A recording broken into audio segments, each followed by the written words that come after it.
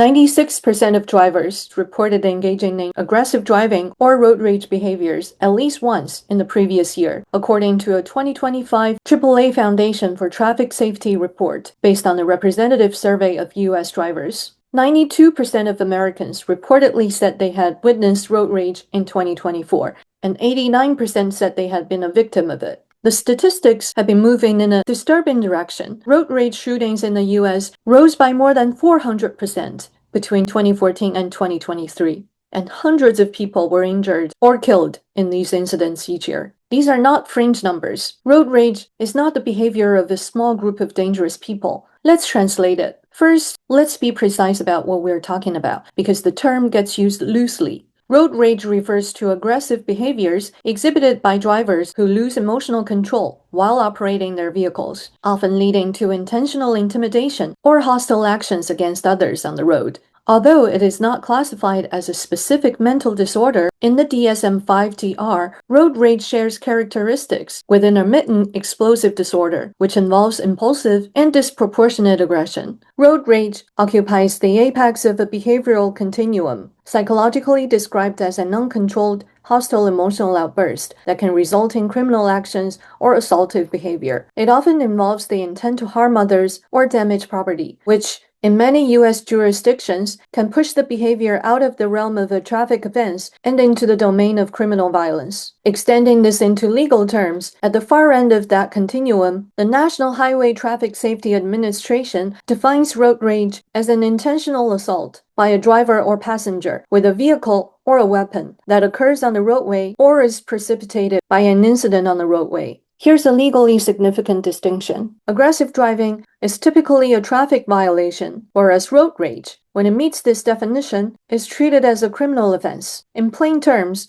everyday tailgating or speeding is usually a matter for traffic court, but the moment a driver has the intent to harm or uses their vehicle as a weapon, it can cross the line into a violent crime. The exact threshold varies by jurisdiction and the specifics of the case. Combining clinical and legal perspectives, road rage can be both emotionally uncontrolled and legally treated as intentional. It may start as an uncontrolled anger episode and escalate into a crime. In this episode, we focus on the neuroscience that primes the brain to make that dangerous leap. In all my episodes about road rage, the term is used as an umbrella for this behavioral continuum, in which the outright violence is the most harmful tip. Underneath it is something far more widespread: habitual, low-grade driving aggression that most people normalize because everyone around them is doing it too. Tailgating, honking in anger, cutting someone off deliberately, screaming inside a closed car, the escalating gesture, the chase. All of it belongs on the same continuum,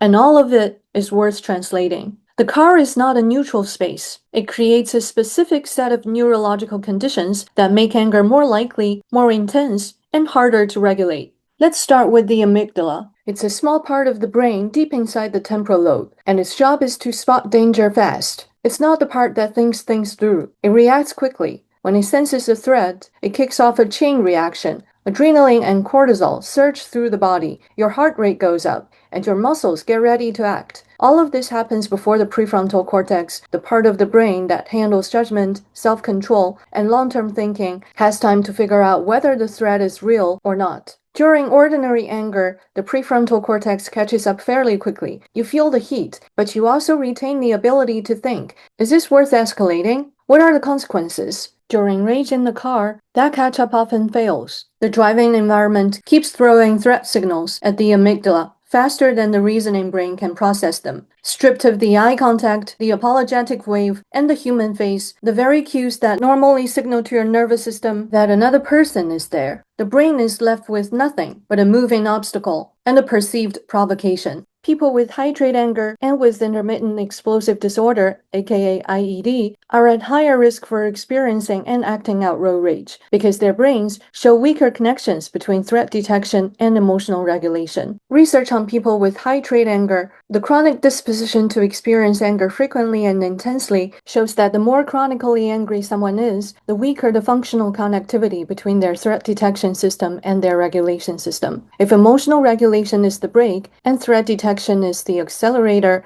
then for people with high-grade anger, the two are increasingly out of sync, and on the road, Where threat signals are constant, that disconnect has nowhere to hide. Across psychology, psychiatry, and neuroscience, high-trait anger is constantly linked to aggressive driving and high-risk behaviors like speeding, tailgating, and open hostility. This pattern extends further. Neuroscientists and psychiatrists often cite extreme road rage as a textbook clinical example of intermittent explosive disorder. People with IED are more likely to interpret minor traffic events like being cut off, delayed, or even just cramped as personal threats, triggering an outsized anger response. Their brains show heightened amygdala activation in response to these social threats, combined with reduced functional connectivity between the amygdala and the medial orbital frontal cortex, which weakens the prefrontal cortex's ability to regulate that anger. In real-world terms, the same neural disconnect that undermines emotional control in daily life becomes amplified on the road. The accelerator, which means threat detection, is overactive,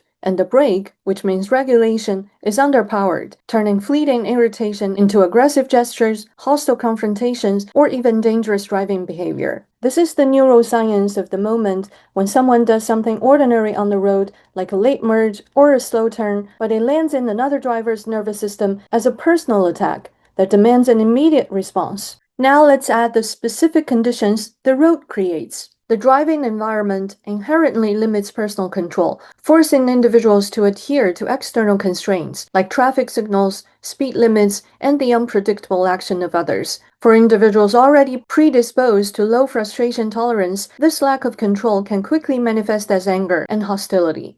The car also does something psychologically peculiar. It strips communication down to almost nothing. Cars and modern freeways render drivers mute. Behind the wheel, you're stripped of the ability to communicate in all but the most primitive, non-nuanced ways, like honking and hand gestures. Two people who might solve a misunderstanding with a word, a look, or an apology if they were face-to-face cannot do that when they're in separate cars. The ambiguity has nowhere to resolve. So the nervous system fills the gap with assumption, and the assumption is almost always hostile. If you find this useful, hit like and subscribe. I'll explore more of the psychology, the most susceptible groups, and some tools for both sides in the coming days. Thank you. Your curiosity and willingness to translate anger are received and appreciated.